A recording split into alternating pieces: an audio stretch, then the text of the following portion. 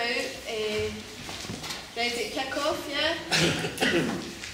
Thank you very much for coming along on this nice sunny morning to the STUC building. This is the Morning Star Scottish Autumn Conference. My name's Ros Foyer and I've got the pleasure of chairing today's conference, which I'm very pleased about. And I think we've got a pretty good turnout, so it bodes well for us having a good discussion and debate today. As you'll all be aware, it's a pretty key time at the moment. There's a lot happening and we've got a lot of work to be doing. If we look really far and wide, we're meeting today, the same day as in Venezuela. The people are hopefully going to be voting to get Chavez back into power and face some really heavy-duty intervention for the US. We've got lots going on across Europe as well. People power being demonstrated right across Portugal, Greece, parts of Spain. Thousands of people today marching against the Tory Party conference down in Birmingham as well today. So I would want to wish them all the best in their efforts down there. And we ourselves, in a few weeks' time, will be hoping to have mobilised hundreds of thousands of people in cities across the UK on the 20th of October to be marching against the government's austerity package and showing that people power can make a difference. And I think it's interesting, we've obviously just finished a week as well, this week at the Labour Party conference, where we had Miliband showing us that he can talk a lot, but I'm still trying to work out what exactly he's actually trying to say to us as working people. I'm pretty sure, I think Joanne Lamont, I think she must have been watching episodes in the thicket or something in the last few weeks, because the stuff she's been hitting out with in the past week just beggars belief. It seems that the way forward for the Labour Party in Scotland to appeal to the people of Scotland is to cut tuition fees, cut free travel, cut care for the elderly, and you know, at least in the thicket they get rid of the Labour leader when they started hitting out with Tory policies. So hopefully we'll get Malcolm Tucker up here to say a few words to her about how not to commit political suicide. But it's certainly interesting times on that front, and hopefully some people somewhere will be having words with her about the policies she's hitting out with just now. It is sad at a time when we should probably be looking at things like you know, the fuel poverty people are going through in Scotland, how we can redefine our tax system and create real tax justice in Scotland and really have the power to create a fairer, more decent society that really does support our people who are going through a really, really tough time at the moment. And really that's what our conference is all about. We're less than 2 years now from a potential referendum on independence, and we've got some big questions to ask. If we who share a socialist agenda in terms of how we can make our society better, how we can change Scotland and make it a fairer place to live, there are a lot of questions to be asked about how we get the powers to do that. Is it a question of constitutional change, or is it a question of good old-fashioned class struggle that we need to be looking at here? And I'm hoping today that we can continue our discussions on these sorts of things. We've certainly got some interesting stuff coming forward. We've got the red papers that have been coming forward in Scotland that have added a lot of good stuff to this debate. We've got the People's Charter, which is now an e-petition at the Scottish Parliament has now been launched for the People's Charter. And if ever there was a manifesto for what sort of Scotland we're looking for, I think you only really need to look at the People's Charter to see the sort of things that we'd be looking to try and achieve. So without labouring anymore, I'm going to just ask the panel. This morning's panel, as you'll see, is Bill Kidd, MSP. We've got Lillian Macer, who's the President of Unison in Scotland. We've got Jackson Cullinane, who's the Political Officer for United Scotland. And we've got Neil Finlay, MSP. And the question that we're putting to the panel for this morning's debate is, what is it again? Winning democracy for Scotland. How do we go about that? So without any further ado, I will hand over to our panel. We'll see what they've got to say, and then hopefully we'll get a good debate going on those issues. So I'll start with Jackson Cullinane. Oh, I thought I was going to go last.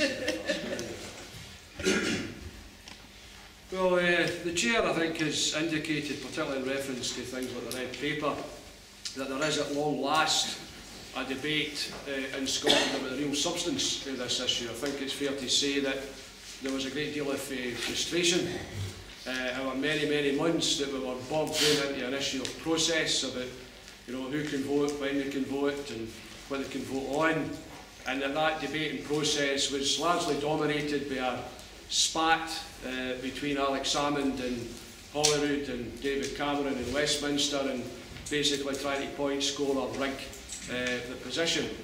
So a debate that was driven very much by politicians and perhaps by the self-interest of those people. So there was a great deal of frustration that we weren't really getting into the substance of debate. But I'm pleased to say that we're beginning to break out of that, and the Red Paper Collective has played a tremendous role in terms of putting forward a perspective, or some perspectives from a Labour movement position. But there's also been some consultation exercises launched within the trade union movement generally. The STUC has been running a series of consultation meetings every Saturday throughout September in various places: Glasgow, Edinburgh, Dumfries, Dundee, Inverness.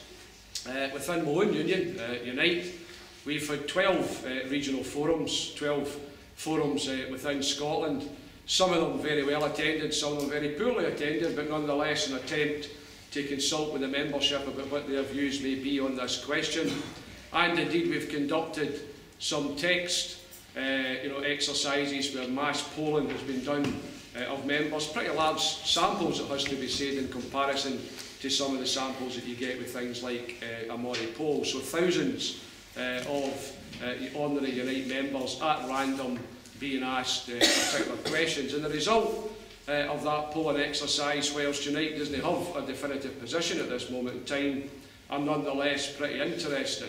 Because what we've got is 60% of people coming back to us saying that they would support some option which meant more powers for the Scottish Parliament, but only 10% saying that they would support full-blown independence for Scotland. Incidentally, out of the 60% who are saying they want more powers, there was only 22% who said that they thought the powers should be everything apart from defence and foreign affairs. So if you take that as being the definition of devolve max, the argument for more devolved powers doesn't necessarily mean support for devolve max. So people are unconvinced at this stage in the trade union movement of the case for independence, and that's perhaps no surprising, because when questions are being asked about what does this mean for the economy, how much of the share of the national pot will we have to invest in the economy or to invest in welfare benefits or public spending, then what we're told is, well, those things are up for negotiation post-independence.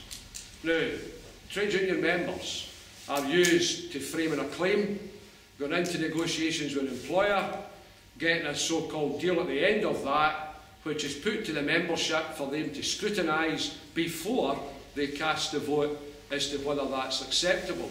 So to ask them to vote for something when they don't know the detail of it, and to take that leap of faith, or some might describe it as a leap into the dark, is something that trade union members just simply will not do. I think it's also fair to say that in the absence of getting detailed answers to those questions, they will look at, well, what is currently happening? What is currently on offer in terms of the SNP government? And I'm making a distinction here, Bill, between the SNP government and SNP rank and file, because I know that there are people who would take a different view. But clearly people look at some of the developments that is coming from that government. And in particular things like the 15 bills. When they hear things like they want to cut red tape, they want to have tax incentives for businesses, when they look at things like the public procurement bill and the seeming dropping of what we hoped would have been the commitment to a Scottish living wage and to levels of apprentices, etc., then people begin to see, or begin to perceive at least, that the vision of independence that the SNP government has as one which is acceptance of the neoliberal free market agenda and no one that is in tune with where the trade union movement is. I think also they're a bit concerned when even in questions like peace we have a seeming shift away from previous commitments. We certainly have this shift towards continuing membership in NATO, a pro-nuclear alliance, one that is dominated by American foreign policy, and there are even some articles beginning to appear that say, well, if they're going to negotiate post-independence, then a good levering tool, if not the best bartering tool in those negotiations, might be Trident, and therefore perhaps the commitment to get rid of Trident might indeed be watered down as well in order to give the SNP government some leverage in terms of getting some money back out of the national pot. Trade unionists also look at the record that has to be said of the SNP government on things like pay freezes. They certainly look at the fact that we're now being told at the end of that pay freeze then what we would be offered is a paltry 1%. They look at the fact that local government workers have never been delivered what even George Osborne said he would deliver in terms of the £250 payment for people who earn less than £21,000 a year.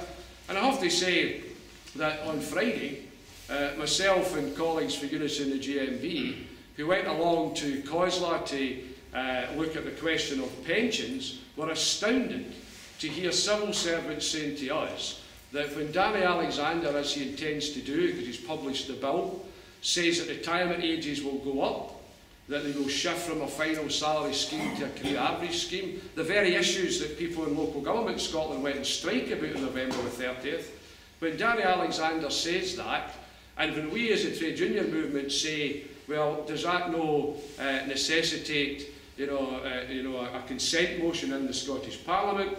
The civil servants are basically hinting to us that the Scottish Government doesn't have a commitment to agreeing to that position and seems to be accepting the diktat from Westminster in terms of the changes to pension schemes. So all of that leads people in the trade union movement to be sceptical about where the SNP government is coming for this and unconvinced about the case for independence as presented or seemingly being presented by that government. But I think it's also fair to say that if they're unconvinced by that, they're also unconvinced by a no coalition, which includes the Tories, and they're unconvinced by the arguments for the Better Together campaign, which are seemingly about maintaining the status quo. Because when 60-odd% of people in the trade union movement say they want more powers for the Scottish Parliament, there's certainly no saying that they're in favour of the status quo. What they are doing is taking a view that is a historical position of the left and the Labour movement in Scotland.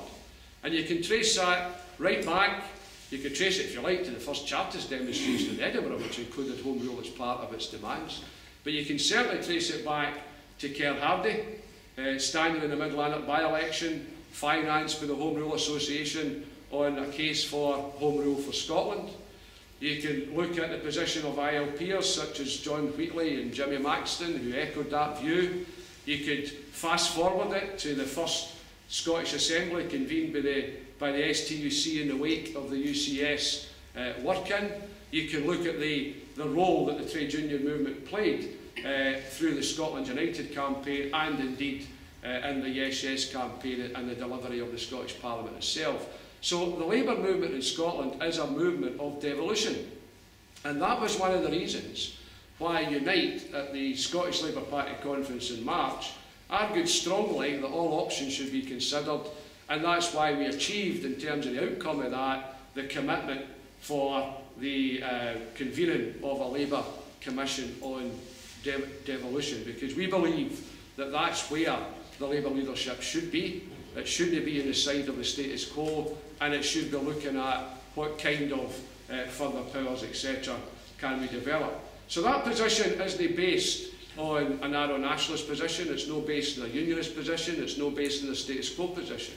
It's based on a belief that decentralising power, bringing democracy closer to people, giving people a greater say in the decisions that affect their lives is part and parcel of a progress towards socialism. And as I say, it's very much in tune with the historical position of the movement. I'm just going to read a wee quote here from John Wheatley, one of those people who advocated the position of Home Rule. And Wheatley said, "We do not want Home Rule because Burns was born in Ayr, or because there are fine hills in Rothesay. We want it because of the special economic, cultural and moral development of the whole Scottish community. The time has gone when grown men can prate like schoolboys on Scotland's superiority over England. The exploited factory worker in Brigton has more in common with the sweated seamstress in Whitechapel than with the self-satisfied, vulgar-spoken plutocrat of Kelvin's side." So I think you see within those pretty harsh words, you know, summing up the view that the position of Wheatley and others wasn't about national chauvinism, wasn't about anti-Englishness, but was about a class perspective in terms of this question. And socialism and nationalism, whilst you can have progressive nationalism, we can point to areas of the world, for example, where, you know, Cuba, Venezuela influenced by Simon Bolivar's writings and actions, Cuba influenced by Jose Marti and his writings and actions. You can certainly have progressive nationalism when that nationalism is based on anti-colonialism and anti-imperialism. But socialism and nationalism are two different ideologies. The first, nationalism, is based on appealing to people on the basis of their national identity. Socialism appeals to people on the basis of their class. And in terms of appealing to people on the basis of their class, it is about class unity. And the labour and trade union movement has grown up within the United Kingdom on a United Kingdom basis. And that's not by accident. That's because its power has been exercised at the Westminster level, and its economic power in Scotland has been exercised by companies and organisations operating outside of Scotland. Then the movement will gravitate in terms of unity to the point of pressure on where that power currently lies. So there is another concern in the trade union movement, and that is, what would independence mean for the unity of that movement? What would it mean for the unity of the campaign, for example, against anti-union laws? What would it mean for the unity against the austerity measures, which wouldn't just be taking place in terms of a Scottish context or a UK context, but taking place in terms of a global context. So there is a consideration there about what does this mean in terms of the outcome for that class unity and for our comrades in England and Wales. We have, if you take some of the things that I've said already, perhaps the horrifying prospect where you could have an independent Scotland predicated on cutting corporation tax, bringing in investment from elsewhere, and basically one that supports big business and the development of that. And then in England and Wales, you have people who are condemned to a situation, certainly in the short term, where the Tory majority is enhanced in terms of Westminster, where more power is in the hands of the government executive, and indeed the institutions such as the House of Lords, etc., continue to remain. So that is a consideration for people in the trade union movement. In terms of looking at what powers and what additional powers could be given to Scotland, we really are beginning here with a bit of a blank sheet of paper. Last time round when we had that Yes Yes campaign, there was a very well worked out, detailed plan that people knew what they were voting for when they went into that referendum. I think it has to be said, and to be self-critical here, that the trade union movement is a bit behind in this process this time round. Whereas previously we were at the forefront of developing those arguments, we are now, and only now, beginning to discuss what additional powers you can have. But just to float a couple. We have a position here in Scotland where, in terms of accidents and fatalities at work, there are more fatalities in Scotland than there are elsewhere in the United Kingdom. There is more serious and fatal accidents in Scotland than there is elsewhere within the United Kingdom. And there is less prosecutions of employers in Scotland than there is elsewhere within the UK. So there's clearly a Scottish anomaly. There's clearly something distinct about the position of health and safety in Scotland which would demand Scotland, in terms of being able to improve that position, having more control and influence over that. One simple thing could be to completely devolve control of the health and safety executive in Scotland and allow Scotland to operate the enforcement authorities. The other thing that would do is it would act as a counter to the savage cuts which the Tories are embarking on within the Health and Safety Executive throughout the United Kingdom, and the crazy position which has just been announced that in terms of the two most dangerous industries in Scotland and indeed in the rest of the UK, namely agriculture and construction, their cuts will mean that they will programme in no inspections in the coming year into those particular industries. Also in the field of employment rights, we have another anomaly whereby the Scottish legal system is almost wholly devolved to Scotland, and yet control of the employment tribunal system still rests in some part from Westminster. So if you could devolve control of that system to Scotland, then again I would put to you that you're likely to get a different result and a different viewpoint for the one that is currently emerging for Westminster in terms of capping compensation fees and asking people to put money up front before they can take cases to those bodies. Interestingly enough, the Northern Ireland Assembly, which does have control of the employment tribunal system, has just recently announced that they will not be introducing fees and they will not be introducing caps on compensation.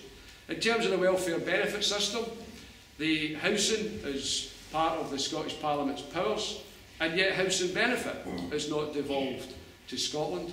And again, I would put it to you that if it was to be devolved to Scotland, you would have a different outlook as to how that housing benefit should be utilised.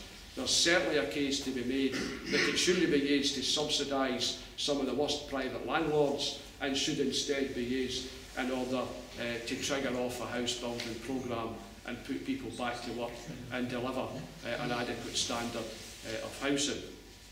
But if we're going to look at powers that could be devolved, I think we also have to look at powers that are currently devolved and are underutilised.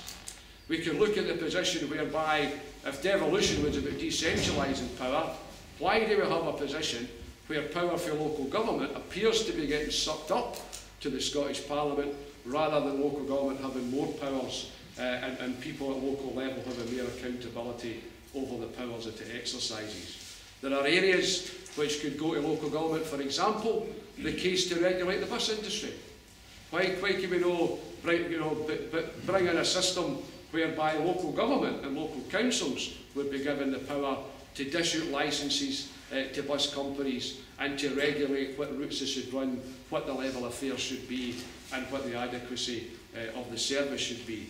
In terms of democracy, the trade union movement always believed that democracy was more than just putting a cross on a ballot paper every 5 years to vote for somebody that you probably don't know, and in most cases you will only see again in terms of the doorstep for another 5 years.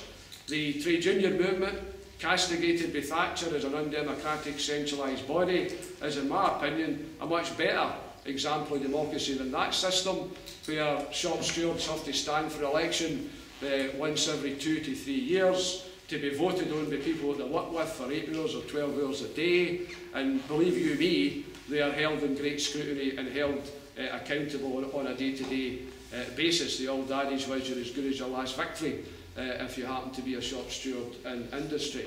But in terms of democracy, industrial democracy, and giving workers more control over decisions that are made at work is another area that the Scottish Parliament currently could influence. It could influence it by putting more investment and spending more time and more focus on cooperative development and looking at cooperative ownership as a form of potential workers' control. In terms of community ownership, one of the big pluses in terms of what the Scottish Parliament has achieved is in the area of land reform, but again, very limited, because what it said was that communities have the right to buy, but they only have the right to buy when land is up for sale. Well, the reality in Scotland is that land is very seldom up for sale, because the land of Scotland has been passed on by generations through families, and if you want to trace it back, you eventually identify who it was that murdered somebody to get the land in the first place. So there's further moves that the Scottish Parliament could take to give community ownership of land and allow communities to look at some of the economic development which should be taking place rather than the current position whereby the development of local economies seems to be driven by private businesses, and it's on the basis of how many golf courses do you want and how many luxury homes which the local community would never be able to afford to buy. I mentioned defence earlier. We have a position where the last Labour government established a Defence Diversification Agency at UK level, but put it within the Ministry of Defence, gave it no teeth. And if you want to look at the website, it's very interesting, because what the Defence Diversification Agency appears to see its role as being is to sell defence expertise, in inverted commas, to private businesses and to private industry. That should never have been its remit, and its remit should have been, how do we keep defence workers in employment when we diversify from nuclear weapons and weapons of mass destruction towards more socially useful production. And the old STUC report, I say old, it's only a couple of years old, needs to be dusted down and put back on the agenda, which says that places like Cullinane and Cullinane, in preparation for getting rid of nuclear weapons, should be diversified, and we could have a Scottish Defence Diversification Agency under the remit of the Scottish Parliament. So, to try and summarise, Chair, what I'm saying here is that so far the indications for our rank and file members is that they are unconvinced about independence, but equally they are not in favour of the status quo. Kerr Hardy, and I mentioned him earlier, Kerr Hardy had a short quote that he used to use, which was, to the socialists, the state is the people. And perhaps we should keep that in our mind when we judge this question, because this question should be judged in terms of the options that's before us, should be judged on the basis of, does this redistribute power from those who currently have it in favour of ordinary people, in order that we can then have a tool which subsequently we can redistribute wealth. So it's about taking a class and socialist perspective to this, rather than one which is based purely on national identity.